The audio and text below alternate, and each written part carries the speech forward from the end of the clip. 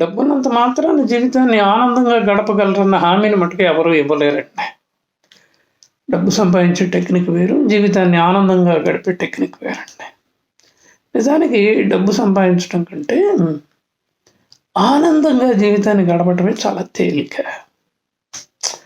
అంటే the best జీవితంలో డబ్బు మనకి ధైర్యాన్ని ఇవ్వచ్చునేమో కానీ ఆనందాన్ని ఇస్తుందన్న గ్యారెంటీ అయితే లేదండి. అంటే ఆనందంగా లేని డబ్బు దేనికి? ఒకసారి ఆలోచించండి. కన్ఫ్యూజన్గా ఉంటుంది. అమ్మో, డబ్బు లేకపోతే ఎలాగా అనిపిస్తూ ఉంటుంది. కానీ కొన్ని విషయాలు మీకు చెప్పే ప్రయత్నం చేస్తాను. అబ్బా, ఆనందంగా ఉండడం ఎంత తేలిక అని మీకు అనిపిస్తూ ఉంటుంది. ఇప్పుడు ఉదాహరణకి మంచి పుస్తకం చదువుకోవచ్చు, మంచి మిత్రుడితో కాలక్షేపం చేయొచ్చు, మంచి సంగీతం వినొచ్చు, అలాగే సత్సంగంలో పాల్గొనొచ్చు, కొత్త ప్రదేశానికి వెళ్ళొచ్చు. ఆలోచిస్తూ ఉంటే పుట్టబోయే బిడ్డకి స్వెట్టర్ అల్లుతూ కూడాను ఆనందంగా ఉండొచ్చండి. ఇల్లుని సర్దుకుంటూ కూడాను మనకిష్టం వచ్చిన రీతిలో ఆ గంట 2 గంటలు కూడాను మనం ఆనందంగా ఉండొచ్చండి. అలాగే ఇష్టమైన బట్టలు ధరించవచ్చు. ఉయ్యాల పిల్ల ఆడుకుంటూ ఉంటే ఒక్కసారి చూడండి, మీకు ఎంత ఆనందం కలుగుతుందో. అలాగే డిఫరెంట్గా ఒక మంచి వంటకాన్ని చేసే ప్రయత్నం చేయండి. కిచెన్లోకి వెళ్ళి మొదటిసారి కుదరకపోవచ్చు, ఆ ఇబ్బందులు మీకు తెలుస్తాయి. తర్వాత అద్భుతమైన వంటకి మీ చేతికి వచ్చిందనుకోండి, అది నేల మీద పడేటప్పటికి మీకు అనిపిస్తుంది, అబ్బా ఎంత బాగుంది అని చెప్పేసి. అలా మీరు ప్రయత్నాలు చేస్తూ ఉంటే ఆనందాన్ని నిజంగా చెప్పాలి అంటే మనం దొరుకోవచ్చు అండి. అలాగే ఇంకొక విషయం చెప్తాను. ఆలోచనలు వస్తూ ఉంటాయి కదా, అందరికీ వచ్చినట్టే మీకు కూడాను. కాగితం మీద పెట్టే ప్రయత్నం చేయండి. ఒక్కోసారి మీకే అనిపిస్తూ ఉంటుంది ఏం బాగలేదని, కానీ వాక్య నిర్మాణం మీద ఒక పట్టు పట్టండి. అలా రాస్తూ ఉండండి. కొంతకాలం అయిన తర్వాత మీకే అనిపిస్తుంది, అసలు నిజంగా ఈ విషయాన్ని నేనే రాశానా అని. ఇది నా జీవితంలో కూడా జరిగిందండి.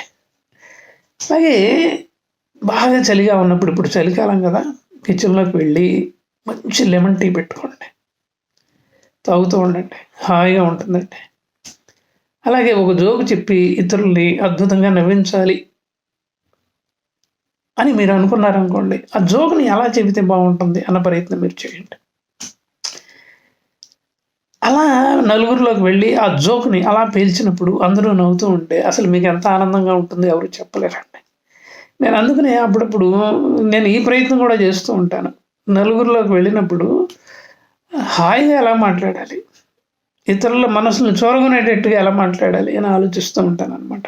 నాతో దగ్గరగా కాలక్షేపం చేస్తాను మిత్రులకి ఈ విషయం బాగా తెలుసండి. అలాగే అద్భుతమైన భవిష్యత్తుని నిర్మించే క్రమంలో కూడాను చిన్న చిన్న పిల్లలకి కథలు చెప్పొచ్చండి.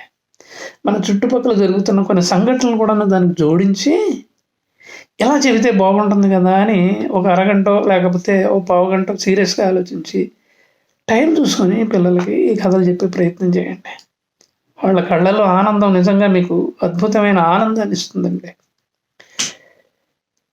లేదు ఓ పని చేయండి, అదేంటంటే మీకు ఏ ఏ విషయాల్లో ఆనందం కలుగుతుందో, ఏ ఏ పనుల్లో ఆనందం కలుగుతుందో ఓ లిస్ట్ రాసేసుకోండి. ఓ 20 ఐటమ్స్ రావచ్చు, 30 ఐటమ్స్ రావచ్చు. అప్పుడప్పుడు దాన్ని చూసుకుంటూ ఉంటే ఆహా ఈ టైంలో ఇచ్చేస్తే బాగుంటుంది కదా అని మీకు అనిపిస్తుంది, ఆ పని చేసేసేయండి. సో ఈ విధంగా మనం ఆనందాన్ని వెతుక్కోవచ్చండి. నిజంగా ఇప్పుడు జరిగిన సంఘటనే నేను ఒకటి చెప్తానండి. దాదాపు 1 గంట నుంచి కొంచెం ఫ్రీగా ఉన్నా. నేను వీడియోలు చేసే అలవాటు ఉంది కదా, మీ అందరికీ తెలుసు కదా. ఏదైనా ఒక వీడియో చేద్దామని అనిపించింది. ఏదో పుస్తకం చదువుతున్నాను, దాంట్లో 1-2 వాక్యాలు నన్ను ఆకర్షించాయండి. డబ్బున్నంత మాత్రాన జీవితాన్ని ఆనందంగా గడపగలరన్న హామీని మటుకు మీకు ఎవరు ఇవ్వలేరు అన్నదే ఒక వాక్యం. దాని మీద నేను ఈ వీడియో డెవలప్ చేశానండి. అంటే ఏంటంటే ప్రయత్నం మీద ఏదైనా మనం సాధించవచ్చండి. కాబట్టి ఆలోచించండి, ఆలోచించి ప్రతి క్షణాన్ని కూడాను ఆనందంగా అనుభవించే ప్రయత్నం చేయండి. చిన్న కాన్సెప్టేనండి, కానీ అద్భుతమైన కాన్సెప్ట్. ఇదండి ఈ వీడియోలో సంగతి. విన్నందుకు కృతజ్ఞతలు. మా ఛానల్కి సబ్స్క్రైబ్ చేయండి, ఈ వీడియో చాలామందికి పంచండి. అలాగే కామెంట్ బాక్స్లో అద్భుతమైన కామెంట్ పెట్టండి, బెల్ ఐకాన్ ఉంటుంది, అది నొక్కండి. లేదు కిరణ్ గారితో మాట్లాడదాం అని మీరు అనుకున్నారనుకోండి, హాయిగా నాతో మాట్లాడండి. నేను మీకు తెలవాలని లేదండి.